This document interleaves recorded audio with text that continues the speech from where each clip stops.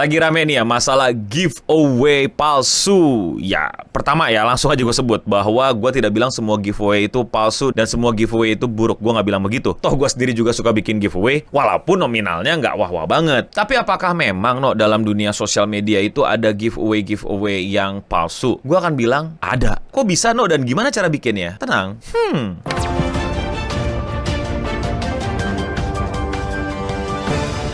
Giveaway itu apa sih? Ya bagi-bagi hadiah gitu. Lo pada udah tau lah, yang dengan cara diundi lah, atau dengan syarat-syarat tertentu lah, dan lain-lain. Dan gue akan ngomongin dari sepengetahuan gue dan sepengalaman gue. Sekali lagi, nggak semua giveaway itu palsu. Banyak yang bener, banyak yang legit. Gue sendiri pun juga suka bikin, walaupun nggak sering dan nominalnya nggak wah. Gue daripada bikin giveaway lebih sering bikin kuis sih. Tapi ya udahlah, itu nanti buat pembahasan nanti. Tapi sekarang giveaway. Kenapa sih banyak orang bikin giveaway dan apa manfaat dari giveaway? Gampang, yaitu adalah traffic. Yes, giveaway adalah cara paling mudah untuk lo meningkatkan traffic. Dan dulu di era sebelum COVID itu sering banget dipakai sama berbagai macam akun brand. Nah, di zaman era sebelum COVID itu banyak banget akun-akun bikin giveaway. Salah nggak? Nggak, bener. Dan itu oke gitu loh. Cuman ada sisi negatif yang bisa gue jelasin dari strategi sosial media ya. Didukung dengan kondisi ekonomi yang tidak pasti, serta keadaan tatanan masyarakat yang emang terlalu menyenangkan untuk mendapatkan giveaway. Aduh, gue harus mesti merangkai kata-kata dengan baik nih ya. Alias ekonomi sulit ketemu barang gratis, ya kenapa tidak? Itu akan mendukung giveaway ini menjadi salah satu metode yang cukup efektif untuk meningkatkan traffic di sosmed. Ya, seperti yang kalian lihat, giveaway itu ya biasanya menjanjikan sebuah hadiah, let's say handphone, duit, barang apapun, travel dan jalan-jalan dengan syarat yang relatif mudah banget. Follow,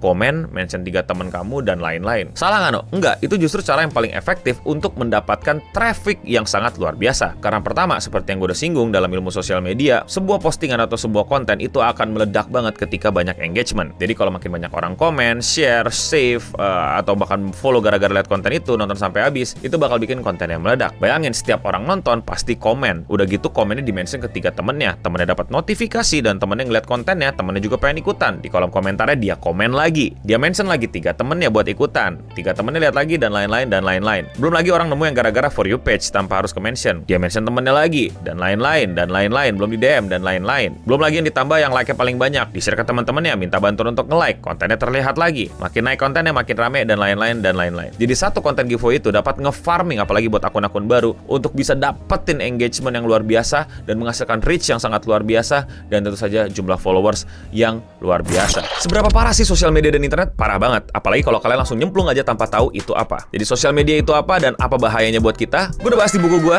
Bagaimana Sosial Media Menghancurkanmu. Buku ini bisa dibeli di online, kalian cari aja. Ketik aja di e-commerce and opening. Karena gue nggak self-publish, tapi ini pakai penerbit, jadi disebarin ke berbagai macam toko buku. Di Gramet juga ada, kalian cek aja. Dan itu semua berawal dari skripsi gue tentang bagaimana internet itu mempengaruhi society. Anjay, society. Silahkan dibeli, silahkan dibaca. Thank you yang udah support gue.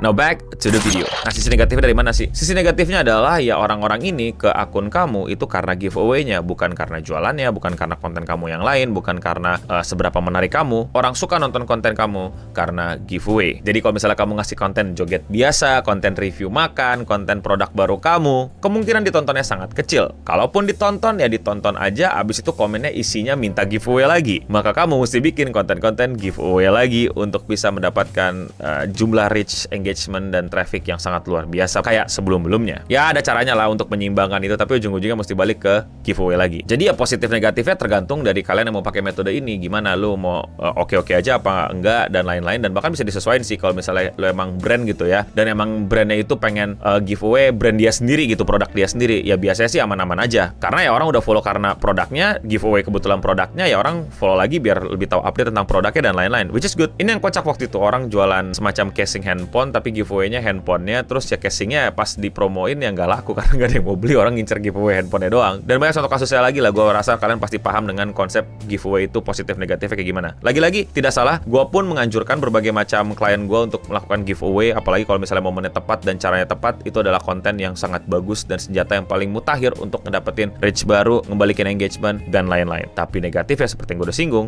bisa jadi kalau kamu mulai dari giveaway, ya lu mesti bikin giveaway lagi untuk serame itu. Oke? Sekali lagi mengingatkan, gue nggak anti giveaway, gue sendiri juga suka bikin giveaway. Terus giveaway yang palsu tuh gimana? Nah, ini dia. Kita mengasumsikan tadi yang gue ceritain itu giveaway-nya bener ya, dan gue lagi ceritain negatif dan positifnya dari di giveaway yang bener itu. Dan giveaway palsu itu ada apa enggak? Gue rasa gue akan jadi pembohong kalau gue bilang itu nggak ada. Disclaimer, ini gue baca-baca dan pengalaman dan terjadi di luar Indonesia ya. Jadi ada giveaway yang kasus-kasusnya cukup banyak lah di luar sana, dan trik-triknya itu lumayan keren loh. Buat yang belum tahu kayak gini, ini pernah terjadi di TikTok kalau nggak salah. Ada cowok yang kayak nge-vibing sama cewek, terus dia bakal dikasih iPhone gitu, terus ceweknya bilang thank you dan lain-lain. Ini pernah kejadian lah, cuman gue nggak nge-save. Kayaknya gue pernah bikin videonya atau enggak, gue lupa, tapi kayak gitulah. Terus tiba-tiba ceweknya bikin video kalau ternyata itu semua settingan. Cowoknya sebelum bikin konten udah janjian dulu sama tuh cewek buat semacam lu mau nggak pura-pura gue kasih giveaway iPhone tapi lu dapat like $100 and stuff gitu loh. Dan ceweknya setuju karena ya kayak win-win gitu. Either lu nggak dapat apa-apa atau lu dapat $100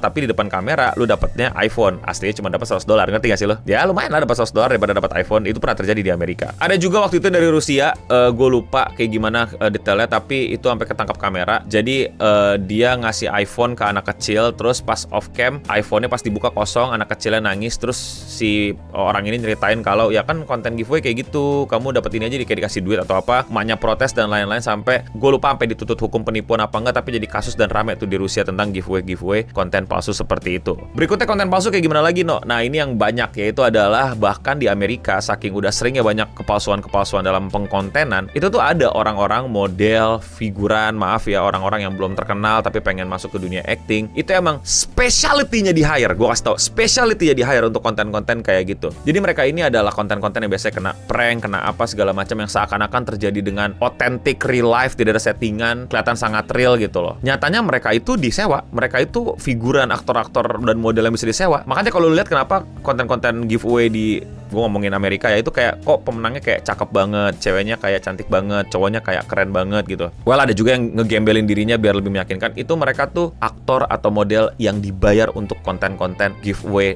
dan prank settingan. Yes, mereka dibayar. I don't know, mungkin $100, $300, $500 per hari, per jam atau gimana. Tapi tidak ada iPhone yang diberikan, tapi tidak ada voucher $1.000 Amazon yang diberikan. Makanya kalau di Amerika tuh sering ketemu tuh kayak si prankster ini, korbannya kok sama yang prankster ini, kok dia di episode berikutnya ada lagi dan lain-lain. Yes, settingan palsu giveaway Amerika banyak yang kayak gitu, banyak yang seperti itu. Jadi ya dia dapat traffic, dia dapat engagement, dia dapat recognition. Loh, no, udah sewa bayar begitu, udah keluar duit, walaupun bohongan, ya manfaatnya apa? No, kan modalnya banyak tuh, reputasi juga dipengaruhin. Ya banyak brand-brand yang menurut gua atau agensi yang suka atau emang cocok sama yang kayak gitu ya, sehingga dijadiin lah orang ini kayak oke, next bagi-bagi iPhone beneran nih gitu, atau next bagi-bagi produk gua beneran nih dan lain-lain. Jadi ya mungkin cocok-cocok aja ya sama brand, dan mungkin sama agensinya itu keren gitu dan cocok gitu. Silakan tanya agensi dan brandnya, jangan tanya saya, bukan saya yang bikin keputusan. Tapi ada yang kayak gitu, dan di Amerika ya biasanya ya berhasil juga gitu. Dan beberapa sih ada yang akhirnya jadi kayak promotor-promotor website yang nggak jelas dan mungkin ilegal di Indonesia ya, makanya jangan ditiru. Karena ya trafficnya gede, karena banyak orang pengen lihat dia giveaway dan lain-lain. Ada yang ujung-ujungnya di Amerika juga jual kelas, jual ebook, jual klub khusus gitu loh. Tapi bedanya kalau di TikTok Amerika itu tuh emang ada monetisasi kayak AdSense ya. Jadi ya mereka nggak dapat itu semua, ataupun ujung-ujungnya nggak jualan kelas, itu juga udah lumayan. Nah, tapi bedanya di Amerika itu ada peraturan legalnya, ada undang-undangnya yang mengatur tentang giveaway-giveawayan ini. Itu dari Federal Trade Commission, yang dimana kamu ada regulasinya tuh kalau bikin giveaway, nggak boleh palsu dan lain-lain. Makanya beberapa orang itu sempat kena masalah sama konten-konten begini, dan makin kesini kalian lihat makin kurang lah yang kayak gitu, karena hukumnya mulai ditegakkan dan orang-orang mulai nggak berani tuh bikin yang giveaway-nya palsu. Tapi gue nggak tahu lebih detailnya, mungkin anak hukum bisa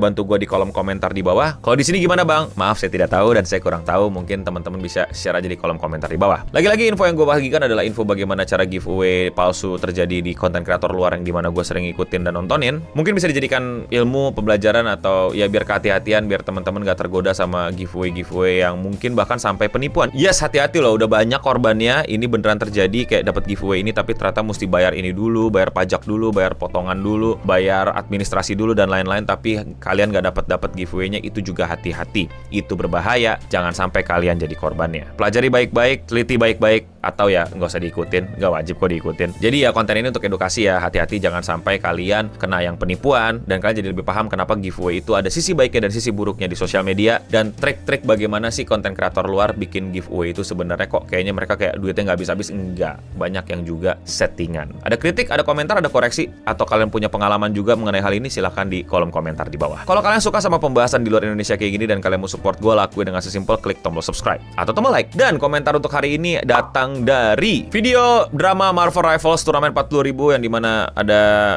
cewek nggak terima kalau dia dirinya jelek. Dia pokoknya turnamen bukan buat menang, buat vibe. Meanwhile ada orang yang jago banget malah dicuekin dan dia malah ngebela temannya hanya karena dia cewek. Dan pokoknya katanya dia turnamen bukan buat duit lah, buat vibe. Ini komentar lucu banget sih. Marvel Rivals players play in $40K tournament for the vibe. Meanwhile average fighting games player on $50 tournament they fight like their life depends on it.